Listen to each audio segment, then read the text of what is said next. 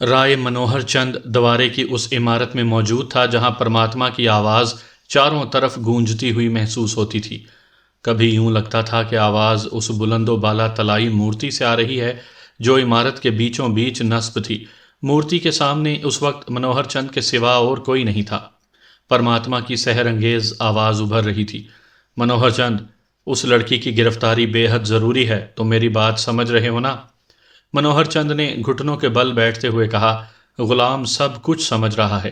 پرماتما، ہمارے گھڑ سوار چاروں طرف پھیل گئے ہیں، مجھے وشواس ہے کہ وہ زیادہ دور نہیں جا سکے گی۔ پرماتما کی پرہیبت آواز ابھری۔ اس آواز میں عجیب طرح کی غراہٹ تھی، یوں لگتا تھا کہ کوئی شخص اپنے گلے کے بجائے سینے سے بول رہا ہے۔ پرماتما نے کہا، منوہر چند، تمہارے آدمیوں کو بہت ہوشیار رہنے کی ضرورت ہے۔ اس لڑکی کے پاس افتیلا جام کی کنڈالی بھی ہے، اس کنڈالی کی موجودگی نے اسے تمہارے تصور سے زیادہ خطرناک بنا دیا ہے۔ منوہر چند کے چہرے پر بے پناہ تحیر نظر آ رہا تھا۔ اس نے اپنے خشک ہونٹوں پر زبان پھیری۔ پرماتما نے بات جاری رکھتے ہوئے کہا، اپنے آدمیوں کو ہدایت دو کہ اس کے نزدیک نہ جائیں، صرف دور سے اسے زخمی کرنے کی کوشش کریں۔ تاریک جنگل سے نکلنے سے پہلے وہ کم از کم 7 افراد کو ہلاک کر چکی ہے۔ منوہر چند نے نہایت احترام سے جھکتے ہوئے کہا، غلام آپ کی بات سمجھ رہا ہے، بھگوان نے چاہا تو میں مزید کسی جانی نقصان کے بغیر اسے حراست میں لے لوں گا۔ پرماتما کی آواز آئی، ٹھیک ہے، جاؤ، میں اسے زیادہ دیر آزاد فضا میں دیکھنا نہیں چاہتا۔ جس وقت دوارے میں یہ گفتگو ہو رہی تھی، کوسوں دور ایک دلدلی جنگل میں حلابہ اور منوہر چند کے سپاہیوں میں زبردست آنکھ مچولی جاری تھی۔ منوہر چند کے سپاہی اس کے ہاتھوں میں کنڈالی دیکھ چکے تھے، لہٰذا وہ اس پر زوردار حملہ کرتے ہوئے کترا رہے تھے۔ حلابہ ان کی اس ہچکچاہٹ کا فائدہ اٹھاتی ہوئی نہایت گھنے درختوں میں نکل آئی۔ ان درختوں کی آڑ نے اسے ایک بار پھر جنوب کی طرف نکل جانے کا موقع فراہم کیا۔ وہ متعاقب سواروں سے دامن بچاتی ہوئی تیزی سے سفر طے کرنے لگی۔ تیز بارش اور کیچڑ میں اس کا گھوڑا بار بار پھسل رہا تھا، لیکن اس نے رکنے کا خطرہ مول نہ لیا۔ وہ جانتی تھی تاریک جنگل سے اس کا فاصلہ جتنا بڑھ جائے گا وہ اتنی ہی زیادہ دیر زندہ رہ سکے گی۔ سپہر کے وقت اس نے خود کو ویران ٹیلوں کے ایک سلسلے میں پایا۔ دور تک کسی متنفس کا نشان نہیں تھا، چاروں طرف ویرانی تھی اور طوفانی بارش کا تسلسل تھا۔ یوں لگتا تھا جیسے بادلوں نے اس خطۂ زمین کو ڈبونے کا فیصلہ کر رکھا ہے۔ کل رات سے چند لمحوں کے لیے بھی بارش کا زور نہیں ٹوٹا تھا۔ حلابہ اب تھک گئی تھی، گھوڑے کا حال اس سے بھی برا تھا، لہٰذا جوں ہی حلابہ کو ایک چٹان کا موزوں سایہ نظر آیا، اس نے گھوڑے کا رخ ادھر موڑ دیا۔ بارش کی تیز بچھاڑ سے نجات ملی تو قدرے سکون محسوس ہوا۔ حلابہ نے اپنے بالوں کو نچوڑ کر باندھا، پھر ایک پتھر سے ٹیک لگا کر بیٹھ گئی۔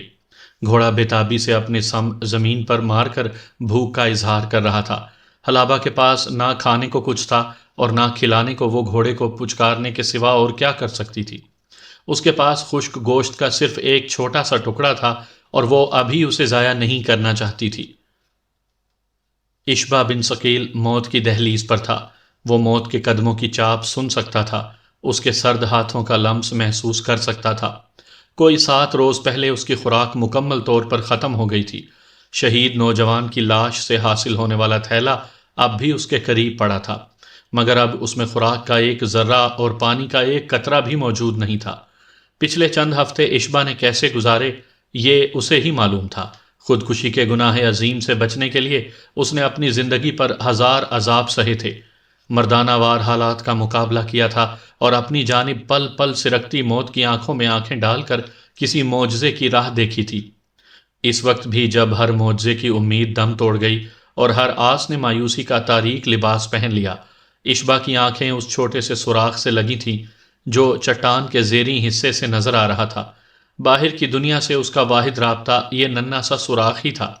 اس سوراخ سے اسے شب و روز کی آمد کا پتہ چلتا اور موسم کی کیفیت معلوم ہوتی تھی۔ کبھی کبھی اس سوراخ کے راستے ٹھنڈی ہوا کی کوئی انگلی اس کے جسم کو گدگدا جاتی۔ موت کا قیدی ہونے کے باوجود وہ مسکرا دیتا اور سوچتا کہ اس غار سے باہر دنیا اب بھی کتنی حسین ہے۔ پھر بے ساختہ اس کے دل سے دعا نکلتی، اے خدا، اس دنیا کے حسن کو پرماتما جیسے ظالموں کے شر سے محفوظ رکھنا۔ جب وہ نیم بے ہوشی یا غنودگی کی حالت میں لیٹے لیٹے نماز پڑھتا تو بعد میں دیر تک دعا مانگتا رہتا، اے رب العالمین، میں تیری رضا پر راضی ہوں۔ میری عقل ناقص ہے، میرا مشاہدہ کمزور ہے، مجھے نہیں معلوم میرے لیے کیا اچھا ہے اور کیا برا۔ تو میری حالت پر رحم فرما۔ اے قادر مطلق، میں میدان جنگ میں جان دینے کا آرزو مند تھا۔ میری خواہش تھی کہ جب میں تیرے سامنے حاضر ہوتا میرے لباس پر خون شہادت کے دھبے ہوتے، لیکن شاید تیری قدرت کو یہ منظور نہیں تھا۔ میں ہر حالت میں خوش ہوں اے رب، بس ایک التجا ہے، میرا جینا اور مرنا تیرے لیے ہو، اور جب آخری سانس لبوں کی دہلیز پر آئے تو اس میں تیرے نام کی خوشبو شامل ہو۔ اشبا یہ دعا اب تک سینکڑوں بار مانگ چکا تھا، اور شاید اب وہ آخری لمحے آ گئے تھے جن کا اسے لاشعوری طور پر انتظار تھا۔ اب وہ نکاہت اور کمزوری کے اس درجے پر تھا کہ آنکھوں کی پتلیوں کو گردش دینا بھی دشوار محسوس ہوتا تھا، اس لیے اس کی نگاہیں سوراخ پر جم کر رہ گئی تھیں، اس کی آنکھیں سوراخ سے باہر دیکھ رہی تھیں، اس کے کان پانی گرنے کا مدھم شور سن رہے تھے، اور اس کا دماغ محسوس کر رہا تھا کہ باہر طوفانی بارش کا سلسلہ ابھی تک جاری ہے۔ گاہے بگاہے تیز ہوا کی مانوس سیٹیاں بھی اس کی دم توڑتی سماعت میں گونج جاتی تھیں۔ وہ صبح سے ہوش اور بے ہوشی کے درمیان معلق تھا۔ کبھی کبھی اسے خیال آتا کہ شاید وہ مر چکا ہے۔ اس خیال کی تردید کے لیے وہ جسم کے کسی حصے کو حرکت دینا چاہتا تو ناکامی ہوتی۔ اپنی بے بسی پر وہ دل ہی دل میں حیران رہ جاتا۔ وہ سوراخ سے باہر دیکھتا رہا۔ دھیرے دھیرے اس کی نظر دھندلا گئی۔ ایک دفعہ پھر اس پر گہری بے ہوشی طاری ہو رہی تھی۔ اس دفعہ بے ہوشی کی یہ لہر بڑی تیزی سے آ رہی تھی۔ اشبا نے اپنے ڈوبتے ذہن کے ساتھ سوچا، شاید یہ آخری لہر ہے۔ جس وقت اشبا بے ہوش ہوا اور اس کی پتلیاں ساکت ہوئیں، دہانے کی طرف سے ایک خوفناک گڑ گڑاہٹ سنائی دی، اور دیو ہیکل چٹان اپنی جگہ سے سرک کر طوفانی بارش میں لڑکتی ہوئی چلی گئی۔ روشنی اور ہوا فراٹے بھرتے اندر گھس آئی۔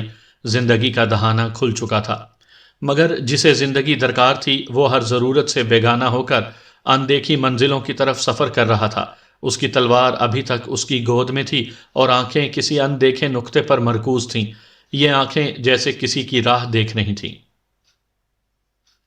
حلابہ اس وقت پتھر سے ٹیک لگائے اونگ رہی تھی جب اچانک اسے ایک زبردست گڑ گڑاہٹ سنائی دی۔ یوں محسوس ہوا جیسے کوئی بہت بڑی چٹان اپنی جگہ چھوڑ کر نشیب میں لڑک گئی ہو۔ یہ واقعہ کہیں قریب ہی رونما ہوا تھا۔ حلابہ کی نگاہ چند گز اوپر ایک غار کے دہانے پر پڑی۔ اسے قطعاً خیال نہیں آیا کہ یہ چٹان اس غار کے دہانے سے سرکی ہے۔ ہاں، ایک اور خیال اس کے ذہن میں ضرور آیا۔ اس نے سوچا کہ کیوں نہ یہ طوفانی رات گزارنے کے لیے اس غار میں پناہ لی جائے۔ جس چٹان کے نیچے وہ بیٹھی تھی وہ بارش کی بوچھاڑوں سے زیادہ محفوظ نہیں تھی۔ یہ سوچتے ہوئے اس نے گھوڑے کی لگام تھامی اور احتیاط سے پاؤں جماتی قدم قدم نیچے اترنے لگی۔ تھوڑی ہی دیر بعد وہ کشادہ غار میں داخل ہو رہی تھی۔ غار کے دہانے کے پاس ہی اسے ایک انسانی جسم بے سدھ پڑا نظر آیا۔ حلابہ تلوار بے نیام کر کے احتیاط سے اس جسم کی طرف بڑھی۔ یکا یک اس کی رگوں میں خون کی گردش تیز ہو گئی۔ دل کے سمندر میں حیرت اور تجسس کی بلند و بالا لہریں اٹھیں اور اسے اپنے ساتھ بہاتی چلی گئیں۔ اسے لگا وہ حسب معمول کوئی خواب دیکھ رہی ہے، لیکن اگر یہ خواب تھا تو پھر ساری کائنات خواب تھی۔ اگر یہ چہرہ جھوٹ تھا تو پھر دنیا میں کہیں سچ نہیں تھا۔ اشبا، اشبا، اس نے چیخ کر کہا اور بھاگ کر اس کے سرہانے بیٹھ گئی۔ ایک اندیشہ اس کے دل کی گہرائیوں سے ابھرا اور صدمے کا صحرا بن کر اس کے سینے میں پھیل گیا۔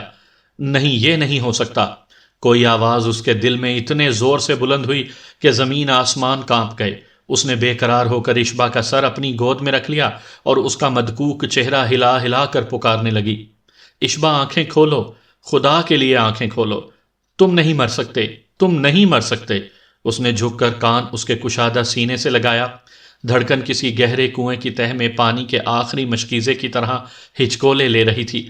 وہ اشبا کا سر گود سے نکال کر بے تابانہ اٹھی اور غار سے باہر نکل آئی۔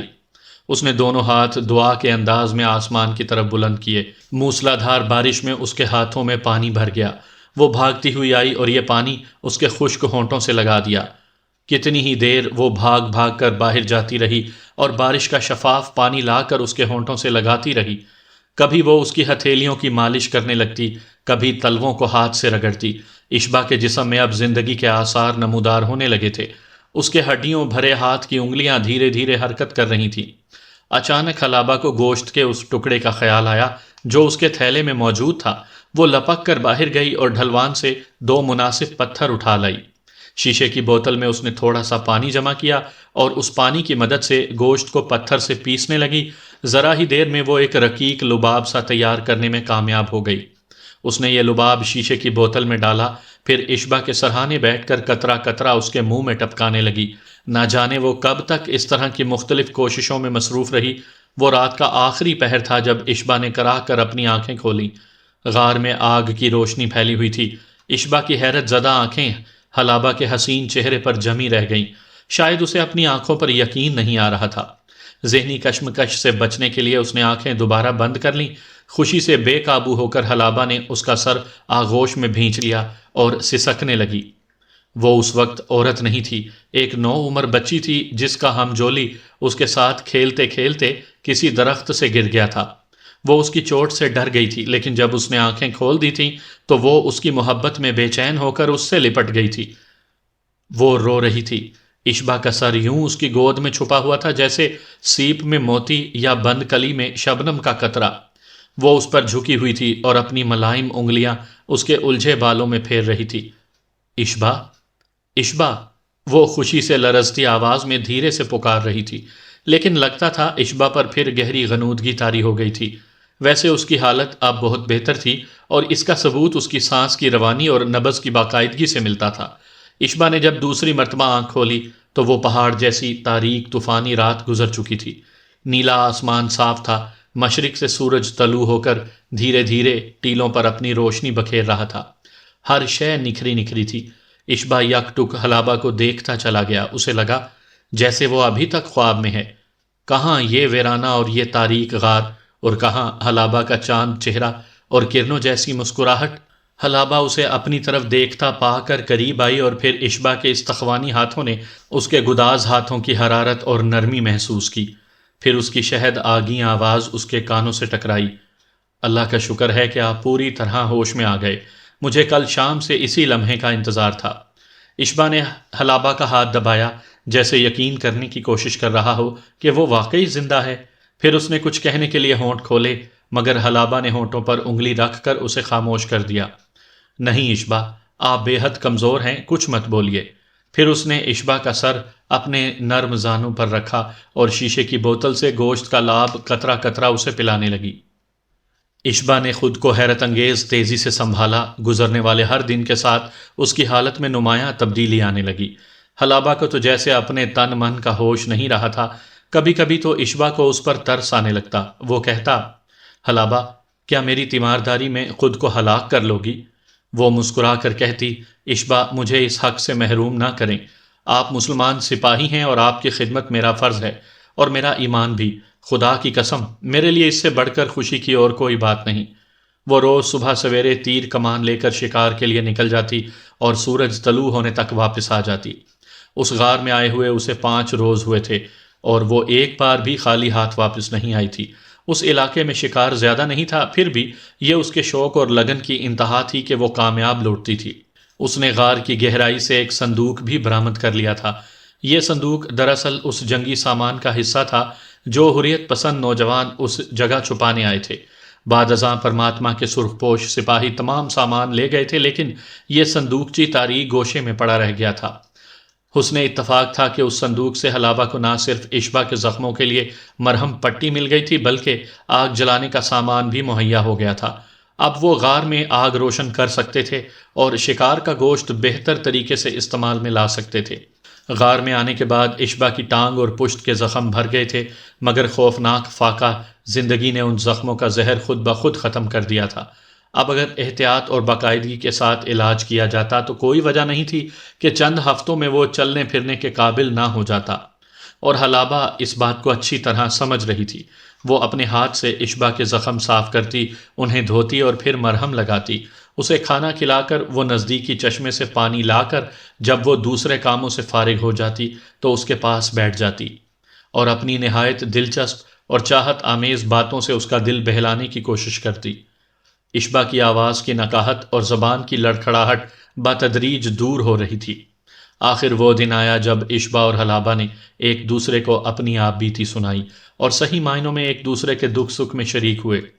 اشبا نے بتایا کہ کس طرح ابدال غازی کی شہادت کے بعد وہ اس کے بھتیجے مانک کے ساتھ محفوظ مقام کی طرف بھاگ رہا تھا کہ سرخ پوش نے مانک کو گرفتار کر کے اسے زخمی کر دیا، اور پھر کس طرح وہ محمود شہید کے مزار پر پہنچا جہاں اس کے ہاتھوں 2 سرخ پوش قتل ہوئے، اور وہ اس تاریک غار کے اندر پناہ لینے پر مجبور ہوا۔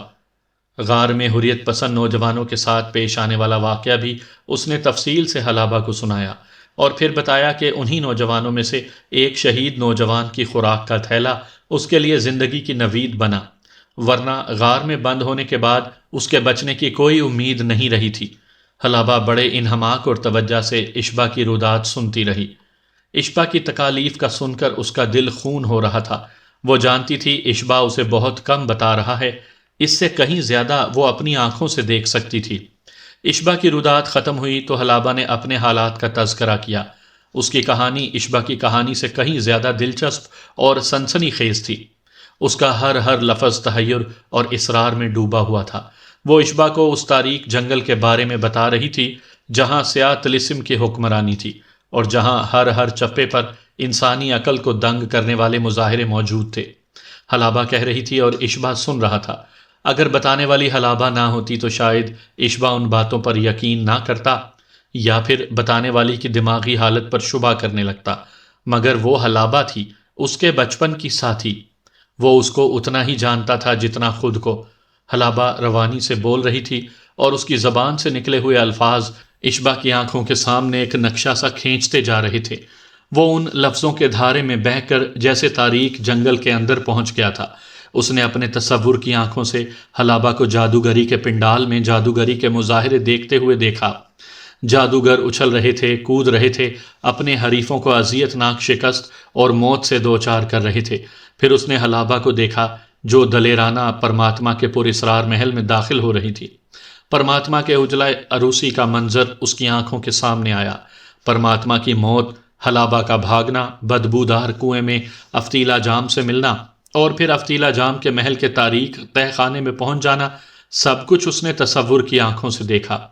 بانسوں کے جنگل میں بندروں کی یورش، خونخوار مکھیوں اور بندروں کی مہلک جنگ، راماجن دو منہا کی خوفناک آمد، روبل کمار کی موت اور پہاڑی پر برپا ہونے والے قیامت کے مناظر، آخر میں الجواہری کا منحوس کردار، ساحر اعظم افتیلا جام کی موت اور حلابہ کا فرار، سب کچھ اشبا کی نگاہوں کے سامنے سے ترتیب وار گزرتا چلا گیا۔ کبھی اس کی آنکھوں سے حیرانی جھانکنے لگتی، اور کبھی چہرہ سوچ کی اتھاہ گہرائیوں میں ڈوب جاتا۔ اسے اپنے والد مرحوم کا وصیت نامہ یاد آ رہا تھا، وصیت نامے کے وہ الفاظ اس کے ذہن میں تازہ ہو رہے تھے جن میں اس خطے کی پر اسراریت کا تذکرہ کیا گیا تھا۔ اس کے والد نے لکھا تھا، اشبا، میں یہاں تجھے جو باتیں بتانے جا رہا ہوں ان میں سے کچھ تو سیدھی سادی ہیں اور ہر ذی ہوش انسان انہیں سمجھ سکتا ہے، مگر کچھ ایسی ہیں جو غیر معمولی ہیں اور جن پر انسانی عقل مشکل سے یقین کرتی ہے۔ عام زبان میں ایسی باتوں کو مافوق الفطرت کہا جاتا ہے۔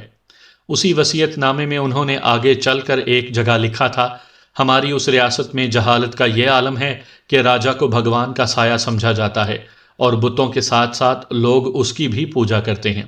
ریاست کے انتہائی شمال میں ایک گھنے جنگل کے اندر، جہاں دن کو بھی رات کا سما رہتا ہے، راجا ایک شاندار محل میں رہتا ہے۔ مشہور ہے کہ یہ محل سحر کے زور پر قائم ہے۔ آج 20 سال بعد اس کے والد کی کہی ہوئی بہت سی باتیں سچ ثابت ہو رہی تھیں، اور حلابہ کی زبان ان کی تصدیق کر رہی تھی۔ وہ اپنے خیالوں میں کھویا رہا، اپنی سوچوں میں ڈوبتا ابھرتا رہا۔ تاریک جنگل میں حلابہ کے ساتھیوں اور خیر خواہوں کی کربناک اموات کا سن کر اس کا دل سخت افسردہ ہوا۔ جب حلابہ نے اسے چندا کی موت کا بتایا تو اس کا دکھ انتہا کو پہنچ گیا۔ آخر حلابہ اپنی سنگین اور تحیر انگیز آپ بیتی سنا کر خاموش ہو گئی۔ کچھ دیر غار میں ایک گھمبیر خاموشی طاری رہی، پھر اشبا نے ایک پتھر کی طرف دیکھا، وہاں افتیلا جام کا حنوط شدہ سانپ رکھا ہوا تھا۔ اشبا نے پوچھا، کیا یہ وہی کنڈالی ہے؟ حلابہ نے اسبات میں جواب دیا۔ اس نے اٹھ کر کنڈالی اشبا کے ہاتھ میں تھما دی اور اس کی خصوصیات بتانے لگی۔ وہ اسے الٹ پلٹ کر دیکھتا رہا۔ پھر حلابہ نے چمڑے کا وہ ٹکڑا بھی اشبا کے سامنے رکھ دیا جو افتیلا جام نے نزا کے عالم میں اسے دیا تھا۔ اشبا نے چمڑے کو کھولا اور اسے پڑھنے کی کوشش کرنے لگا، مگر یہ زبان اس کے لیے قطعی ناقابل فہم تھی۔ وہ کوشش کے باوجود ایک لفظ نہ پڑھ سکا۔ حلابہ کے لیے بھی یہ تحریر اجنبی ثابت ہوئی۔ شام ہو چکی تھی۔ حلابہ ایک قریبی چشمے سے چرمی تھیلے میں پانی بھر لائی۔ اس نے اشبا کو وضو کرایا، پھر خود وضو کیا۔ نماز مغرب کے بعد انہوں نے ایک ساتھ بیٹھ کر کھانا کھایا اور ایک بار پھر اپنے حالات پر غور و فکر کرنے لگے۔ حلابہ نے کہا، اس کا مطلب ہے سردار یحییٰ اور اویس سمیت ہمارے تمام ساتھی منوہر چند کی قید میں ہیں۔ اشبا نے افسردگی سے کہا، یقین سے کچھ نہیں کہا جا سکتا۔ چند ہفتے پہلے اس غار میں جو نوجوان آئے تھے، ان کی باتوں سے پتہ چلا کہ چھاؤنی کے قید خانے میں ہمارے دستے کے قیدیوں کو اذیتیں دے کر مارا جا رہا ہے۔ اب معلوم نہیں ان میں کتنے شہید ہو گئے اور کتنے زندہ۔ اچانک حلابہ کو مانک کا خیال آیا۔ اس نے پوچھا، کیا آپ کو یقین ہے کہ مانک زندہ گرفتار ہوا تھا؟ میرا مطلب ہے کہیں اسے ہلاک تو نہیں کر دیا گیا؟ اشبا نے کہا، میں اور مانک برساتی نالے کے کنارے لمبی گھاس میں چھپ گئے تھے۔ پرماتما کے سپاہی گھاس میں نیزے چبوتے ہوئے گزر گئے۔ ایک نیزہ مانک کی ران کو چھید گیا۔ میں اسے کندھے پر لاد کر بھاگا، لیکن جنگلی سوروں نے راستہ روک لیا۔ ان جانوروں سے پیچھا چھڑا کے ہم ایک ٹیلے کی طرف نکل آئے۔ مانک کا کافی خون بہہ چکا تھا، مگر میرا خیال تھا کہ میں اسے بچاؤں گا، لیکن پھر اچانک سرخ پوشوں نے گھیرا ڈال لیا۔ مانک میرے کندھے سے پھسل کر نشیب میں لڑک گیا اور گرفتار ہوا۔ اب معلوم نہیں وہ بچا یا نہیں۔ حلابہ نے کھوئے ہوئے لہجے میں کہا، شاید وہ مر گیا ہے، اس لیے تو چندہ بھی زندہ نہیں بچی۔ کاش میں اس معصوم لڑکی کو بچا سکتی۔ اشبا، مجھے اس کی موت کا بہت دکھ ہے، بہت دکھ ہے۔ بے ساختہ حلابہ کی آنکھوں میں آنسو امٹ پڑے۔ اس نے گلوگیر لہجے میں کہا، وہ منزل کے قریب پہنچ چکی تھی۔ صد افسوس وہ آخری پل پار کرنے میں کامیاب نہ ہوئی۔ اشبا نے کہا، حلابہ، ہم کس کس کا ماتم کریں گے؟ بہتر ہے ہم کسی کا ماتم نہ کریں۔ موت کی اس وادی میں صرف اپنی آمد کے مقصد پر نظر رکھیں اور لہو کے چراغ جلاتے چلے جائیں۔ صرف یہی ایک راستہ ہے دکھوں کو شکست دینے کا۔ حلابہ نے الٹے ہاتھ سے اپنی آنکھوں کے آنسو پونچھے۔ سوگواری میں وہ ہمیشہ سے زیادہ حسین نظر آ رہی تھی۔ اس کی ناک کی چونچ کا تل اتنا دل فریب تھا کہ اشبا کو حیا سے اپنی نگاہ جھکا لینا پڑی۔ کبھی کبھی اسے حلابہ کے قرب سے خوف سا آنے لگتا تھا۔ اس کی تمام تر چاہت کے باوجود اشبا کا دم گھٹنے لگتا۔ اس کا دل چاہتا کہ وہ جلد سے جلد ٹھیک ہو کر اس غار کو چھوڑنے کے قابل ہو جائے۔ حلابہ روز صبح و شام اسے کندھے کا سہارا دے کر غار میں چند قدم چلاتی تھی۔ اب اس کی زخمی ٹانگ کچھ کچھ بوجھ برداشت کرنے لگی تھی۔ آج خود ہی وہ اپنی جگہ سے اٹھ کھڑا ہوا اور چلنے کی کوشش کرنے لگا۔ حلابہ لپک کر آئی تاکہ اسے کندھے کا سہارا دے سکے، مگر اشبا نے ہاتھ کے اشارے سے اسے منع کر دیا۔ وہ آج بغیر سہارے کے چلنا چاہتا تھا۔ 3-4 قدم صحیح اٹھے، مگر پھر اچانک اس کا توازن خراب ہوا اور وہ لڑکھڑا کر گر پڑا۔ اس کے زمین چھونے سے پہلے ہی حلابہ جھپٹ کر آئی اور اسے اپنے بازوؤں میں لے لیا۔ دونوں اوپر نیچے سنگلاخ زمین پر گرے۔ اشبا کے حصے کی ساری چوٹ حلابہ کو آئی۔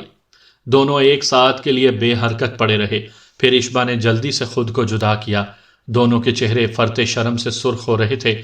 اشبا نے بے قراری سے پوچھا، زیادہ چوٹ تو نہیں آئی؟ نہیں۔ آپ کو تو نہیں آئی؟ نہیں، اشبا نے کہا۔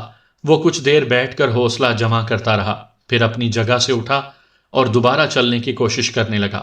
اس دفعہ اسے کامیابی ہوئی۔ وہ پہلے دیواروں کے سہارے چلتا رہا، پھر بغیر کسی سہارے کے چند قدم اٹھائے۔ اس کی ہمت قابل داد تھی، اور کچھ دیر بعد وہ ہانپ کر حلابہ کے پاس آ بیٹھا۔ اس نے خوشی سے لرزتی ہوئی آواز میں کہا، تم نے دیکھا حلابہ، اب میں چل سکتا ہوں۔ میرا خیال ہے اب ہمیں مزید یہاں رکنے کی ضرورت نہیں۔ کل یا پرسوں تک ہم یہ غار چھوڑ سکتے ہیں۔ حلابہ کے چہرے پر مسرت کے آثار تھے، تاہم اس کے ساتھ ساتھ آنکھوں سے ایک طرح کی اداسی بھی جھانک رہی تھی۔ شاید وہ سوچ رہی تھی کہ وہ جگہ اب چھوڑنا پڑے گی جہاں اس نے اپنی زندگی کے چند یادگار دن گزارے ہیں۔ یہ شامیں اور صبحیں وہ کیسے بھول سکتی تھی؟ کبھی نہیں بھول سکتی تھی۔ اس نے اشبا سے کہا، اشبا، میرا خیال ہے آپ کو جلدی نہیں کرنی چاہیے، زخم پھر کھل گئے تو بہت مشکل ہوگی۔ اشبا کے قریب اس کی تلوار رکھی تھی۔ اس کا ہاتھ بے خیالی میں تلوار کے دستے پر گردش کر رہا تھا۔ اس نے کھوئے کھوئے لہجے میں کہا، نہیں حلابہ، اب میں بالکل ٹھیک ہوں۔ پرسوں تک آرام میرے لیے بہت کافی ہوگا۔ حلابہ کچھ دیر خاموش رہی، پھر بولی، اچھا میں ابھی آتی ہوں۔ وہ غار سے باہر نکلی اور خاموشی سے چشمے کی طرف چل دی۔ درختوں کے درمیان سے نکلتا ہوا یہ ایک چھوٹا سا چشمہ تھا۔ حلابہ نے با آہستگی اپنے بازو سے قمیض کی آستین ہٹائی۔ خوبصورت سفید کوہنی پر ایک گہرا زخم تھا۔ یہ زخم اشبا کو سنبھالتے ہوئے کسی نوکدار پتھر سے لگا تھا۔